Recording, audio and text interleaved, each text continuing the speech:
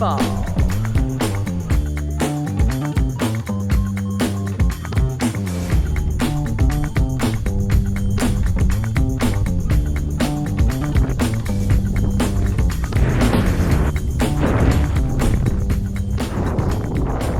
I have no doubt whatsoever that the Arctic 7P actually performed better than some of the ENC 2-liners.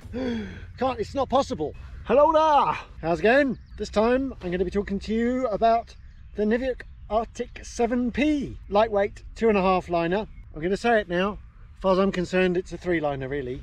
That's what I'm going to say about all 2.5, 3 2-liners and all that.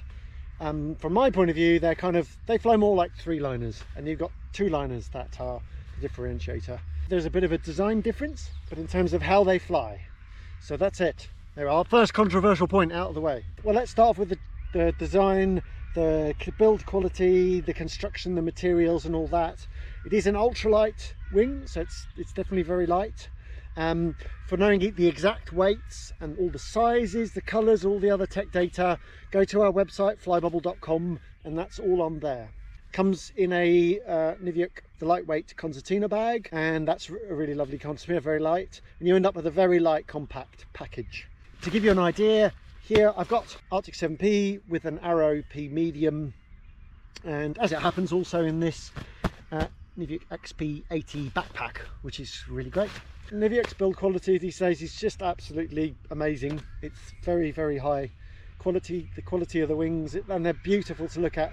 The seams, the materials, well, because it's very lightweight, and with the very, very good shaping of the wing, the nitinol rods and the rods that just keep it all nicely shaped and the cells open. As long as you have a reasonably good layout, this is a really good wing to launch in no wind or even a slight tailwind. It's not best suited to pilots who are very heavy-handed, because everything about it, the handling and the feeling and the feedback of it, as we'll come to, it's a glider that's built with finesse. We'll then go on to launching in stronger winds, because to be honest, moderate mid winds tend to be easy to launch for pretty much all gliders unless they're really bad. So in really strong conditions, then the only thing I'll say about it is that it's not a glider you want to really pull up hard, because it will come up fast and come up too quick. However, having said that, if you do that, you can catch it and stop it. It's the kind of wing that you can just float up easily. You don't even, when there's some breeze, you don't really need to use the risers as such. I would always put my hands on the risers, lean back and float up, but it's a glider that comes up very easily, effortlessly. With a pilot with some finesse, it's going to really enjoy the feeling, because you get a very good feeling of communication to the glider, and it's very responsive and agile. Straight away you can feel that on the ground. It's a glider that's responsive and agile to your inputs. And so I don't think it so suits somebody who's very, very heavy-handed. They might find if they're kind of pulling around and being heavy-handed, they might be a bit all over the place. So now launching, even on a shallow slope, once you've got the glider up above it, it's got such good feeling and communication to it. I might as well get out of the way that right now that this is the kind of glider that I really, really like, because it's got such a nice feeling and playfulness about it, and gives good feedback. And it's a glider that invites you to play around with it. Just on takeoff, I have a really good connection of feeling what's going on with the wing. So even in some quite tricky light winds, I can pull the glider up and launch off, and you just glide off. And even though the glider is responsive, it doesn't kind of move around. It just reacts to what you tell it to do. It's actually very well behaved and pitch stable. But if you put in an input, then it does it, and it does it quickly. So it's a nimble, agile glider. So as you take off and fly out, you straight away have a feeling of the glider that's giving you good feedback. It's not, I don't want to say it's like really, really high feedback, but it is, it's quite feedbacky, on the feedbacky side rather than the dampened side, and it tells you what's going on in the air. At the same time, the wing is actually very solid and very well formed, but it's definitely giving you feedback. You can tell what the air is going on, what's happening in the air, and it's telling you what's happening. Whereas, especially say, I've been testing quite a lot of 2-liners, some of them very solid and kind of more dampened, and you don't feel as much what's happening, especially when the conditions are lighter and a bit more subtle. You're kind of like having to really feel it out. With this, you're in contact with the air. You're in feeling. You can feel what's happening, and you can feel like, oh, it's a bit. You can feel the air's pulling you over that way. There's a thermal over there or over here. That's what this is, the glider's for. Next, you go out and you sniff and you find a thermal, and then kind of feel like, oh, I think the thermal's just over there, and weight shift into it. And it's very precise at getting yourself to find the best bit of lift, I've found. And you get yourself into the thermal and then go around to turn, and it's very responsive and agile. It's very nimble. It reminds me of the Phi Allegro and the Phi Maestro 1 and 2, in that very high agility. Also the Sigma 11 and the Sigma 12. Well, the Sigma 12 I think is now turning a little flatter. It still has that really nice high precision. This is like perhaps even the next level of that. It's got a real sharp precision handling to it. And I found it a real joy to play around and go and hunt out thermals. And it does really, really exceptionally well. So I've noticed on days where it's like a bit tricky to get up from the hill, which it quite often is on our sites, and you need to really get into the core and hook it round and get up, then the Arctic 7P does that exceptionally well. It climbs really well, even in really weak stuff, even in really punchy, small, strong, punchy cores. It does move about. You can tell it's choppy and turbulent, but you're able to turn on a dime round right in those punchy, surgy cores. There's some other days that I flew where it was just generally very lifty, still did really well. Then I noticed that the two-liner ENC wings, with their just outperforms their straight line performance advantage. Brake travel is moderate to slightly on the shorter side.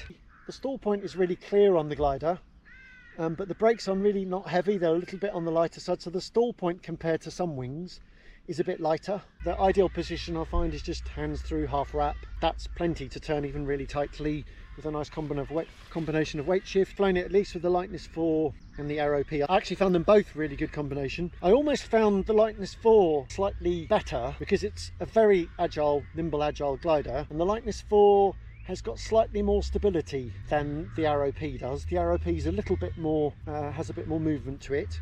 And I've noticed in the choppy turbulence on the Aero P are kind of moving around a bit more like that, whereas the Lightness 4 is definitely more stable. But I think they're both a really good combination. Those kind of harnesses would be a very good combination. So when you're flying in really strong choppy conditions, then definitely the Arctic 7P is telling you that. And so we'll move around more, and I think it requires a bit more active piloting than a kind of more solid two-liner. And if you don't fly actively, you're going to have the glider moving around some more. You're going to get more feedback about what's happening, which some of you will find more disconcerting. Some pilots prefer things to be more dampened and not to be told so much what's going on with the air. Some of the more solid two-liners, it's kind of, you'll feel like it's all very solid and all, this is very collapsed, and then suddenly, poof, you get a huge collapse. So I think way of putting it is, I think some pilots will feel like they prefer the solidity and the collapse resistance of two-liners, and the fact that they're more dampened generally, apart from the competition level ones, and they'll prefer that and feel just because they feel more confident and they don't feel like the air's as turbulent as it is. But I would say that they will tend to then get a big collapse as a surprise. But then some other pilots will feel like with the three-liner they're feeling more what's going on. They're more informed. They know that the air's horrible, and then they might choose to go and land, or they just fly more actively and they're okay with that. At trim, I think it's a little on the quick side, little bit, certainly not slow, and it's got very good glide. So one thing that I noticed is I flew with some pilots on different days, and a number of them have got ENC two-liners, some of the best performing ENC two-liners, and I flew with them a bit. And then afterwards I asked them, so do you think I was flying a two-liner or a three-liner? And they generally thought I was flying a two-liner. So that's something that's a bit telling on the performance. And I have no doubt whatsoever that the Arctic 7P actually performed better than some of the ENC two-liners. Now the controversy. It's not possible. Two-liners, less lines, it must be better. Well, there's more to it than that. I will say the best performing ENC two-liners, like the Photon, the Light, the Zoom X2C, the Phi Scala 2, and others, let's just say those as the ones that pop to my mind. I can't remember everything. I wish I could, but I think those, especially when you're making full use of the speed bar and all that side of things. I mean, just in climb performance, they don't have any advantage, but they do have a performance advantage. And if you were flying in the SRS competitions and equal level pilots, then they have a performance advantage over it. But that's not what this glider is made for. In some ways, getting some of the less performing ENC two-liners, in my opinion, then you're kind of almost getting a bit of the worst of both worlds. You're getting a sort of two-liner stiffness, although, you know, if you prefer the really comfortable solidity, that might be an advantage to you. But for me, and pilots who prefer sort of handling and feeling, then I kind of feel like you aren't getting a gain in performance. You're actually getting less performance, and you're also getting less feeling and less handling. So bear that in mind. Think about what's your priority. Is your priority, does it really matter to you that much to have a little edge in performance when you're on glide and stuff? If it does, then you're probably going to want to favour the best high-end ENC two-liners. Or is it that for your enjoyment of flying, what you get out of flying the most, it's the fun and the handling and that sort of things? Yes, you want really good performance because that translates into staying up and getting up. Then you might prefer actually one of the best 3 or 2.5 liners. I'm going to give the Arctic 7 as the most agile and most nimble glider. It's one of the most agile and nimble gliders I've ever flown. There you go. Accelerated speed, it's very quick top speed. I've measured something like around 15-16 k's over trim. As I've mentioned in other reviews, I find that very inaccurate, very difficult to sort of measure. What I can confidently say is gliding with others, it seems like it's got a very good turn of speed. Maybe not quite as fast as the fastest ENC two-liners, but certainly very quick. And using the rear rises, which is not quite the same as a pure two-liner, but it's very well done. Their BC bridge system is one of the best. You can fly it and fly with a glider almost like a pure two-liner, and it's very effective. So it's certainly very effective. The way they've done it as well, like Advanced with the Sigma 12, it's really properly done so that when you do that, the glider stays really surprisingly clean. It doesn't get creases and stuff like that, and it has a good contact and connection. But I would say not quite as good as the best ENC two-liners for really flying on the rear rises.